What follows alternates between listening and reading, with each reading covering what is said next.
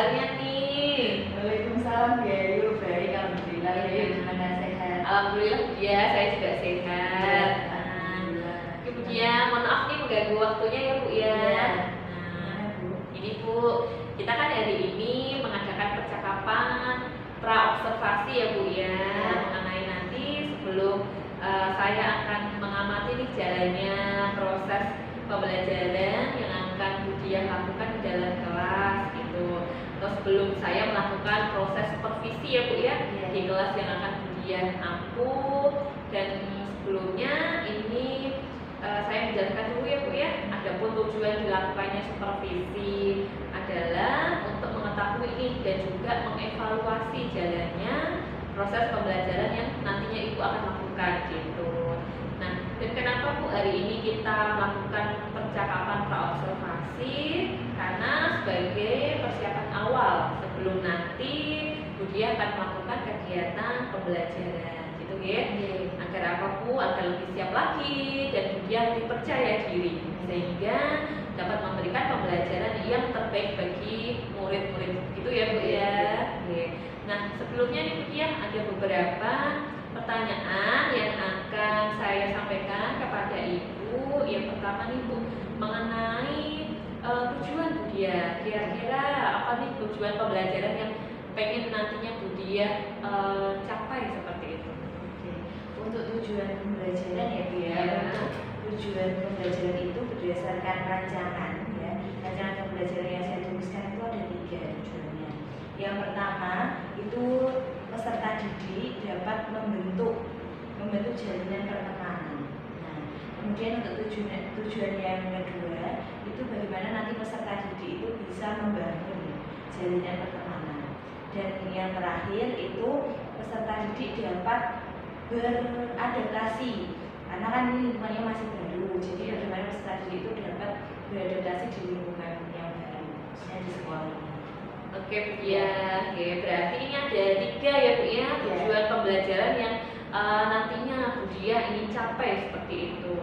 Nah Bu Diah nih, bagaimana dengan area pengembangan yang ingin Bu Diah capai atau ingin Bu Diah lakukan nantinya seperti apa? Untuk area perkembangannya ya, mungkin saya itu lebih menekankan pada bagaimana sih nanti kematangan hubungan dengan teman sebayanya. Saya lebih tekankan di area perkembangan ini. Oh gitu, berarti yang ingin Bu Diah tekankan adalah kematangan hubungan teman sebaya gitu ya Bu ya. Nah Bu Diah, kira-kira ini apa Bu? Model atau strategi pembelajaran apa sih Bu yang nantinya Bu Diah akan lakukan pada saat pembelajaran di kelas seperti itu? Untuk modelnya sendiri ya, untuk pembelajarannya saya melakukan model discovery learning Bu. Jadi nanti di sini bagaimana nanti peserta didik itu memahami konsep, arti dan hubungan melalui proses intuitif untuk akhirnya sampai kepada suatu kesimpulan. Nah, kemudian discovery ini terjadi apabila individu atau siswa tersebut terlibat terutama dalam penggunaan proses mentalnya untuk menemukan beberapa konsep dan prinsip. Oke, ya baik sekali ya Bu ya. Jadi yang akan Bu Diah terapkan di dalam kelas itu menggunakan model pembelajaran discovery learning gitu ya Bu ya. Dan tentunya itu pembelajaran berdiferensiasi yang diintegrasi dengan pembelajaran sosial emosional anak ya Bu ya. Dengan metode dan model pembelajaran discovery learning itu tadi gitu. Nah, Bu Diah, bagaimana nih Bu dengan media pembelajaran yang akan Bu Diah pergunakan nantinya di dalam kelas untuk media pembelajarannya? Ya, untuk medianya paling ya simple sih Bu. Untuk medianya mungkin saya menggunakan materi layanan jelasnya ya materi dan kemudian yang keduanya alat tulis untuk berselanjutnya itu saja. Oke Bu. Nah, kira-kira Bu Diah, kapan Bu Diah akan melakukan kegiatan pembelajaran yang nantinya akan saya supervisi itu di hari apa dan di kelas mana dan jamnya itu kira-kira nanti jam berapa gitu? Iya, untuk nanti pembelajarannya itu di kelas 7I ya hari Selasa pada jam pertama itu. Oh gitu. Baik, berarti nanti Bu Diah akan melaksanakan proses pembelajarannya itu di kelas 7I hari Selasa di jam pertama Iya, ya Bu ya. Oke, dan nanti saya akan datang ke kelas Budia dan saya akan melakukan supervisi ya Bu ya di kelas Ibu nanti, dan saya juga akan melihat serta mencatat hal-hal ya dan apa saja yang terjadi di dalam kelas Ibu nantinya. Nah, nanti setelah Ibu melakukan kegiatan observasi atau pembelajaran di dalam kelas itu, kita adakan lagi ya Bu ya percakapan yang terakhir tuh ya, yaitu yang namanya disebut percakapan pasca observasi Bu dia, yang nanti kita lihat hasil percakapan kita untuk yang paskanya nanti gitu ya Bu ya. Iya.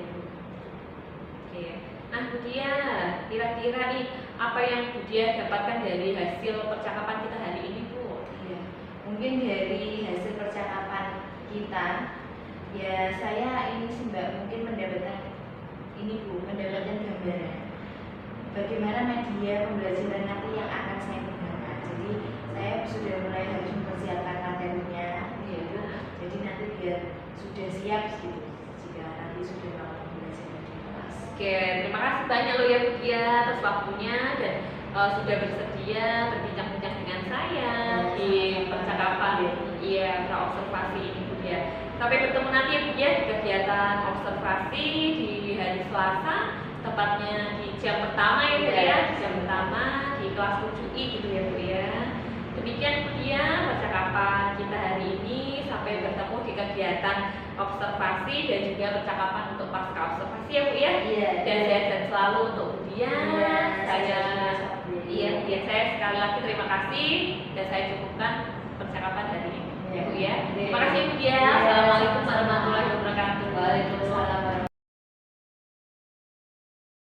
Untuk ketua kelasnya silakan berdoa terlebih dahulu. Mari teman-teman kita berdoa.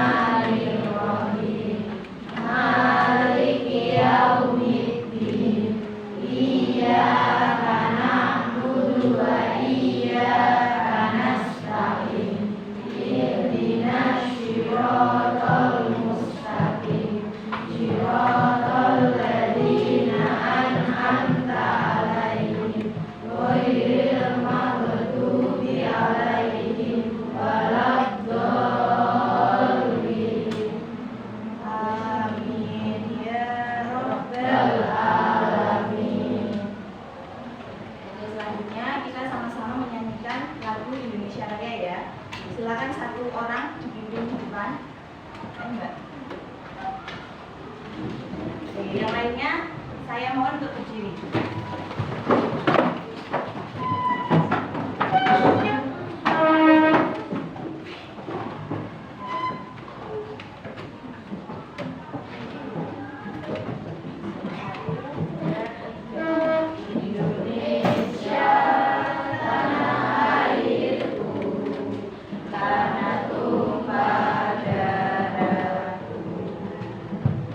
Di sanalah aku berdiri.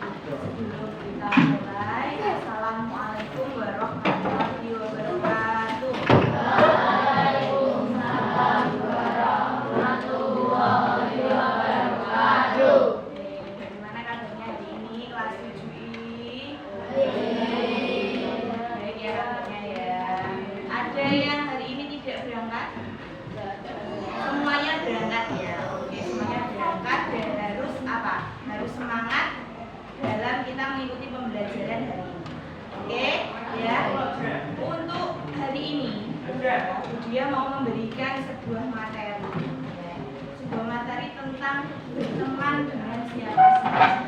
Nah, karena kita di sini, teman-teman di sini baru, ya kan, dari kelas 7, jadi membutuhkan banyak sekali adaptasi, mengenali banyak karakter, ya. Teman-temannya baru, lingkungannya baru, kakak kelasnya baru, ya. Nah, kemudian berteman dengan siapa saja. Nah, tentang ini sebelumnya dia mau tanya dulu. Teman sebaya. Pernah dengar teman sebaya? Pernah dengar ya? Teman sebaya itu apa sih? Coba. Ada yang tahu teman sebaya itu apa? Apa? Seumur, ya betul. Ada lagi? Ada lagi? Teman sebaya itu apa? Halo, semangat ya, fokus ya. Teman sebaya itu apa? Teman sebaya itu adalah orang yang statusnya sama dan usianya pun juga sama. Makanya kenapa dibilang sebaya itu sama dengan setara. Seusia, artinya seusia di sini. Kalian berapa usianya rata-rata? 11. 14, ya 14. Ya, rata-rata 14 gitu ya. Rata-rata 14 tahun. Kemudian statusnya juga sama. Nah, statusnya sama. Gimana nih maksudnya? Statusnya sama adalah sama-sama pelajar SMP kelas 7. Nah, itu yang dimaksud dengan teman sebaya. Ya. Nah, teman sebaya ini biasanya adalah teman yang memberikan kita kenyamanan. Ya, memberikan kita apa, Mas? Teman sebaya itu yang memberikan kita kenyamanan. Nah, kenyamanan sebagai teman. Kalau istilah kerennya kalau zaman sekarang apa? Bestie. Nah, biasanya disebutnya apa? Bestieku. Kalau bestie itu biasanya adalah teman dekat. Ya kan?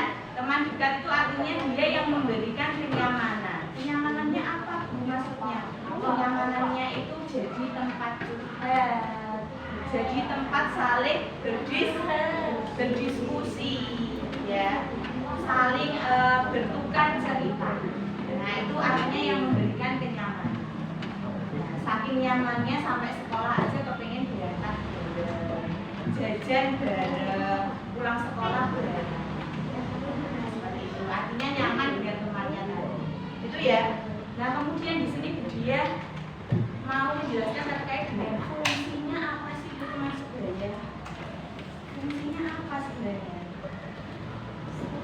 Nah, fungsinya di sini ada 4. Yang pertama adalah memberikan dukungan sosial, moral, dan emosional. Dukungan sosial itu apa, Bu? Dukungan sosial itu artinya adalah pemberian informasi. Contohnya seperti ini. Nah, ada salah satu temannya yang tidak berangkat sekolah karena sakit. Nah, kalian sebagai teman yang baik, ya, memberikan informasi.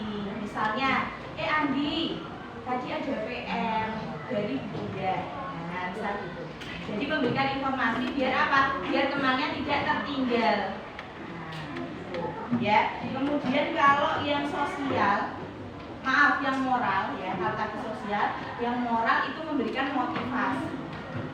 Ketika temannya sedih, ya, ketika temannya sedang hatinya itu atau tidak semangat lah dalam belajar, nah, kalian sebagai teman yang baik memberikan apa, memberikan motivasi, supaya temannya kembali ceria lagi, kembali semangat lagi. Itu ya. Kemudian ada namanya emosional. Emosional ini bagaimana kita itu menjadi seorang pendengar yang baik. Pendengar yang baik seperti apa sih? Nah, pendengar yang baik di sini contohnya ada temanmu curhat. Ada temanmu curhat menceritakan masalah yang dialami, kan? Nah, nanti kamu itu sebagai teman yang baik harus mendengarkan, jangan malah acuh tak acuh. Acuh tak acuh apa? Tidak peduli. Ngomong apa sih?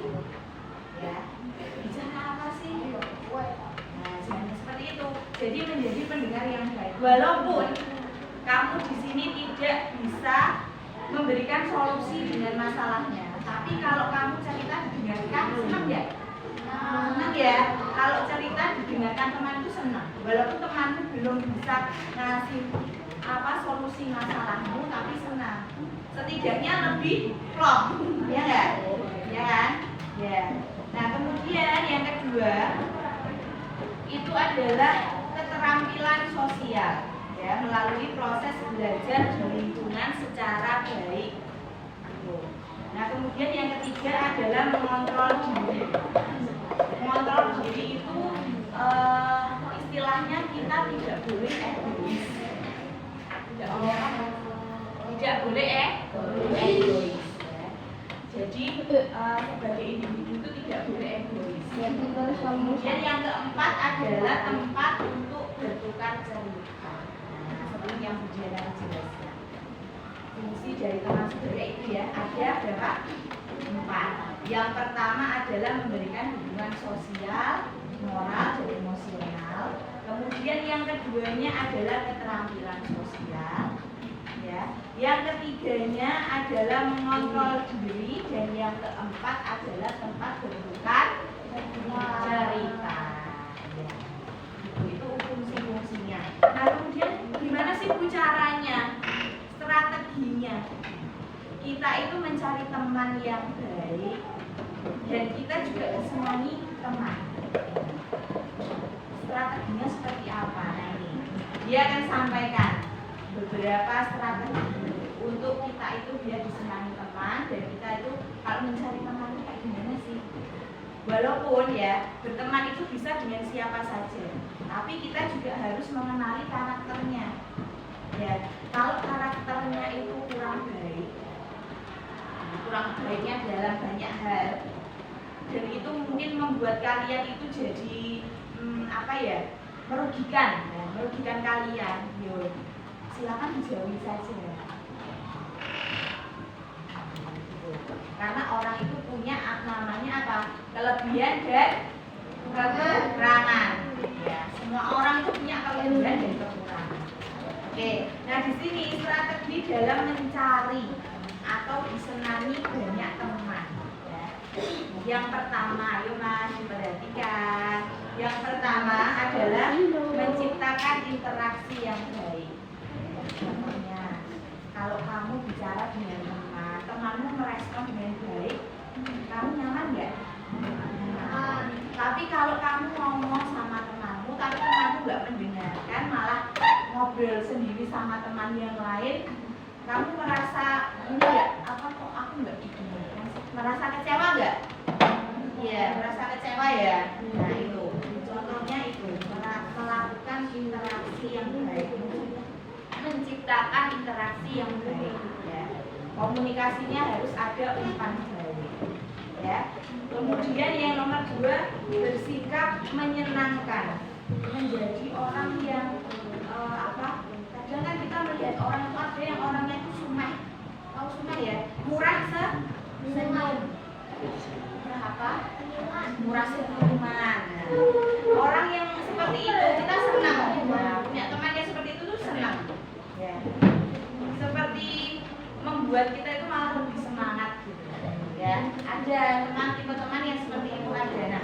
Nah, kalian kalau kepengen disenangi dan banyak teman seperti itu. Jadi orang yang murah senyum, tidak merengut, baik, ya. Kemudian yang ketiga adalah tingkah laku prososial atau terpuji. Contohnya, ya, tingkah laku prososial itu contohnya apa? Terpuji artinya apa? Ada yang tahu? Melakukan tindakan terpuji artinya apa? Contohnya apa? Tindakan terpuji itu contohnya kalau ada teman yang bergurau, ya, ada teman yang bercanda pada saat yang tidak tepat, contohnya seperti dia menjelaskan. Ada temannya yang guyon sendiri, yang ngomong sendiri, nah itu diingatkan. Diingatkan, itu harus didengarkan dulu ibu guru menjelaskan. Seperti itu ya. Nah kemudian yang keempat adalah menghargai diri sendiri dan orang lain. Nah, yang kita bahas tadi sebelumnya, kalau orang itu punya kekurangan dan kelebihan. Nah, kita harus menghargai apa yang menjadi kekurangan kita, bagaimana kita menyikapinya dengan baik, dan apa yang menjadi kelebihan kita. Nah, begitupun kita menilai orang. Oh, dia itu kekurangannya seperti ini loh, kelebihannya seperti ini loh. Jadi kita harus menghargai diri sendiri dan orang lain, ya. Dan yang kelima adalah menyediakan dukungan sosial. Nah, dukungan sosial di sini misal ada temannya yang sedih, ya. Sedih yang awalnya dia itu semangat, jadi pribadi yang semangat, rajin sekolah, dan karena satu masalah mungkin di rumah ada masalah, akhirnya membuat dia tidak semangat dalam belajar. Yang tadinya rajin berangkat ke sekolah akhirnya apa? Jadi tidak rajin, sering nggak berangkat dengan tanpa alasan. Ya. Nah, di sini kamu ketika dia masuk sekolah silakan diberikan dukungan. Ayolah, kamu itu dulunya rajin, kok sekarang jadi tidak rajin, kok sekarang jadi malas-malasan, ada masalah apa? Jadi teman untuk bercerita. Barangkali setelah bercerita dengan kalian, akhirnya teman yang tadinya sedih tadi jadi senang juga.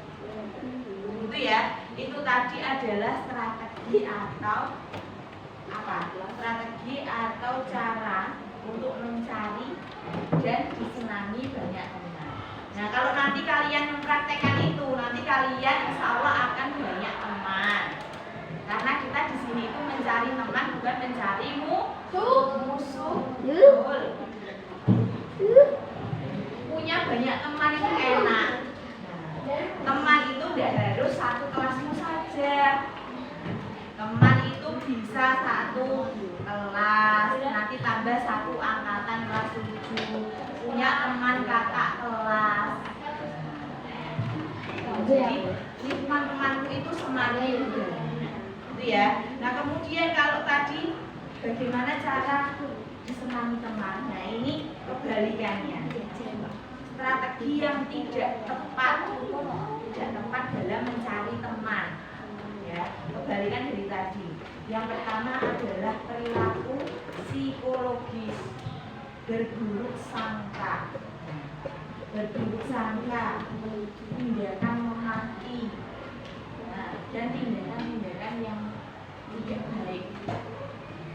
Tidak ada tipe yang seperti itu, ya. Nah, kalau punya teman seperti itu, lebih baik dihindari. Atau alangkah baiknya kalau kamu bisa menegur, ya, menasehati, itu lebih baik, ya. Dan jangan menjadi pribadi yang seperti itu. Kemudian yang kedua, sikap diri yang negatif, sering berkata kotor dan kasar. Emosi sedikit langsung mengeluarkan kata-kata yang tidak enak. Akhirnya teman yang lain tidak enak mendengarkan, ya. Tidak enak didengar perkataan kotor yang seperti itu. Ayo. Jadi kalau yang merasa saya kalau emosi itu sering mengumpat, ya, mengumpat itu mengeluarkan kata-kata kotor, tolong dikurangi atau dihindar. Itu ya. Nah kemudian yang ketiga maksudnya perilaku antisosial. Biasanya ada teman-teman yang menutup diri. Menutup diri itu artinya bersikap bodoh amat. Dia ya cuma yang penting saya melakukan ini, saya tidak peduli dengan teman saya yang berbuat keburukan mungkin. Saya tidak peduli ada teman saya yang sakit. Saya tidak peduli dengan teman teman saya yang sedang ada masalah, namanya apa? Menuntut di antisosial. Kita itu makhluk sosial, pasti akan membutuhkan bantuan orang lain. Ya. Gitu. Kemudian yang terakhir adalah agresi fisik dan karakter. Ini kata-katanya masih asing di kalian ya. Saya berikan contoh. Agresi fisik, contohnya adalah berkelahi. Kemudian ada contohnya lagi merusak sarana sekolah, meja kursi, mencoret-coret, ya, berkelahi dengan temannya. Nah itu artinya contoh dari agresi. Nah kalau agresi verbal apa Bu? Contohnya adalah berbohong, memfitnah temannya. Apanya sih? Memfitnah itu lebih kejam dari pembunuhan. Karena fitnah itu sangat harus dihindari, ya. Jangan sampai kita itu mengkambing hitamkan teman. Kalau kita yang salah, diakui salah. Kambing hitam istilahnya adalah kita yang salah tapi kita lempar kesalahan itu ke orang lain. Itu ya, istilahnya seperti itu. Nah, itu tadi adalah strategi bagaimana kita tadi apa yang saya jelaskan sebelumnya, kita disenangi teman. Dan yang terakhir tadi adalah kebalikannya, ya. Kebalikannya adalah strategi yang tidak tepat dalam mencari. Nah, di sini dia, ya. Kesimpulannya dari yang tadi, kita boleh berteman dengan siapa saja.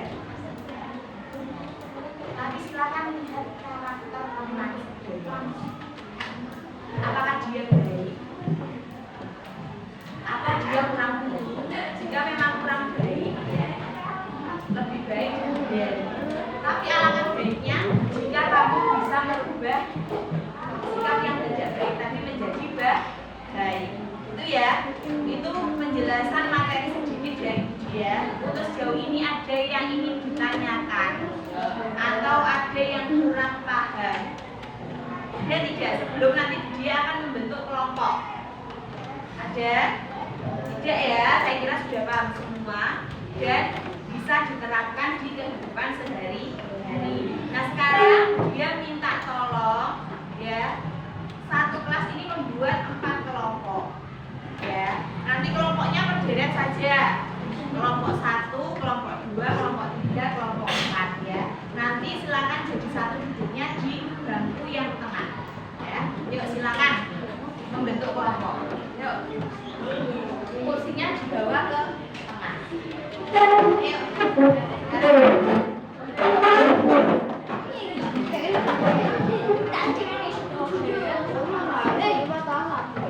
Ayo boleh lebih ini.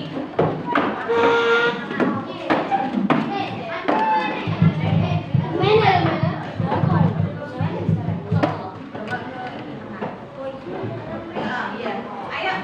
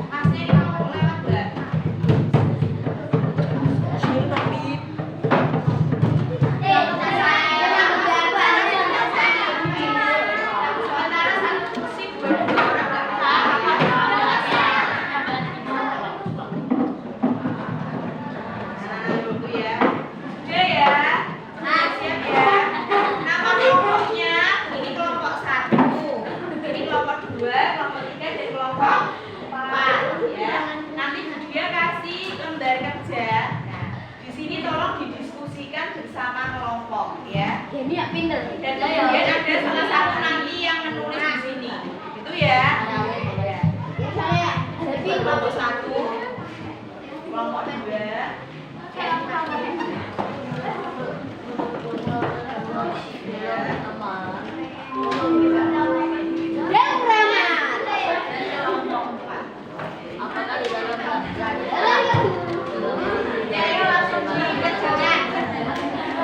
Dikerjakan sesuai dengan materi yang tadi dia sampaikan. Ya.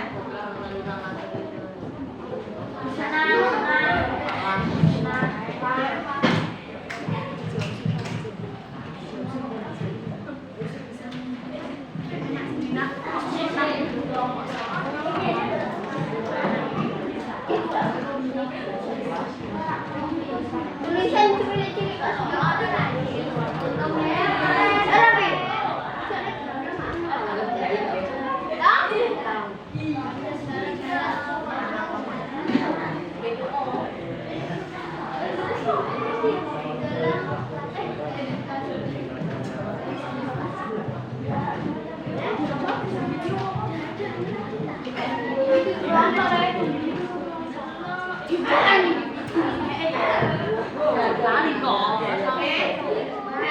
Tolong didiskusikan dengan kelompok ya.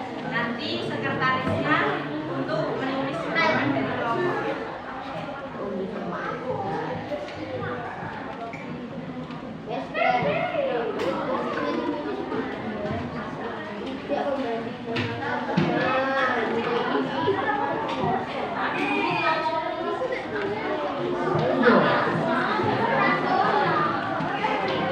John.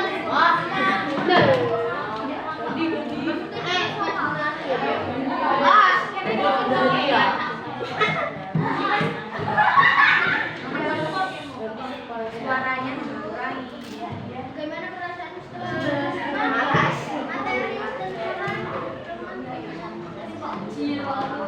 sangat senang. Limonku sangat senang. Si Vino lah kalau SD. Ya.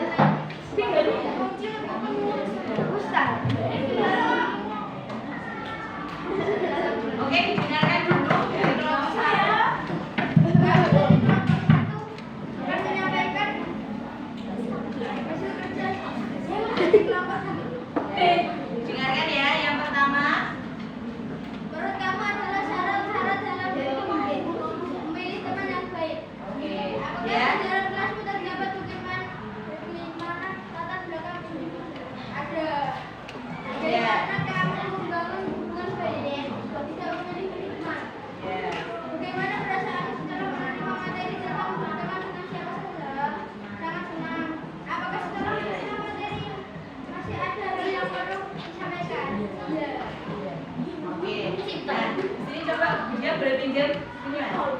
Sini dulu. Oke. Menurut kamu adakah syarat-syarat dalam berteman? Ada ya? Memilih teman yang baik. Oke. Nanti mungkin dari kelompok lain ada yang ingin menambahkan. Apakah di dalam kelasmu terdapat berbagai macam latar belakang individu? Iya, ya. Jawabannya iya. Banyak latar belakang individu. Itu ya. Nah, kemudian yang nomor 3, bagaimana kamu membangun hubungan baik? Ya. Nanti bagaimana? Cara membangun hubungan yang baik gimana? Dia jelaskan. Apa? Ada yang tahu? Tidak memilih-milih teman, ya oke betul, tidak memilih-milih teman. Nah, cara membangun hubungan yang baik itu seperti apa? Lebih dijelaskan lagi, gitu ya. Kemudian yang 4, bagaimana perasaanmu setelah menerima materi? Sangat senang,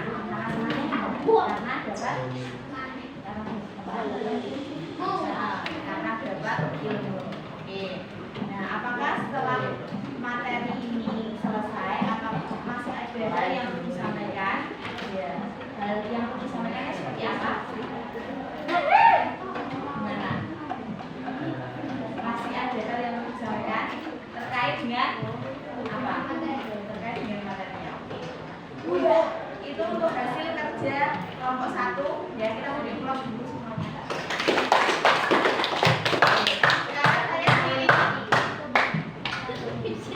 Oke, untuk yang lainnya ya, saya tunggu untuk hasil lembar kerjanya ya, karena ini waktu kita juga sudah selesai. Ya. Tolong ini nanti dikumpulkan ya, itu ya. Untuk pertemuan kita hari ini kita cukupkan sekian ya. Semoga untuk materi yang dia sampaikan ini bermanfaat untuk kalian ke depannya. Itu ya. Nah, dia mohon maaf apabila ada tutur kata atau tindakan dia yang salah. Ya, saya akhiri untuk pertemuan hari ini. Tetap semangat dalam belajar.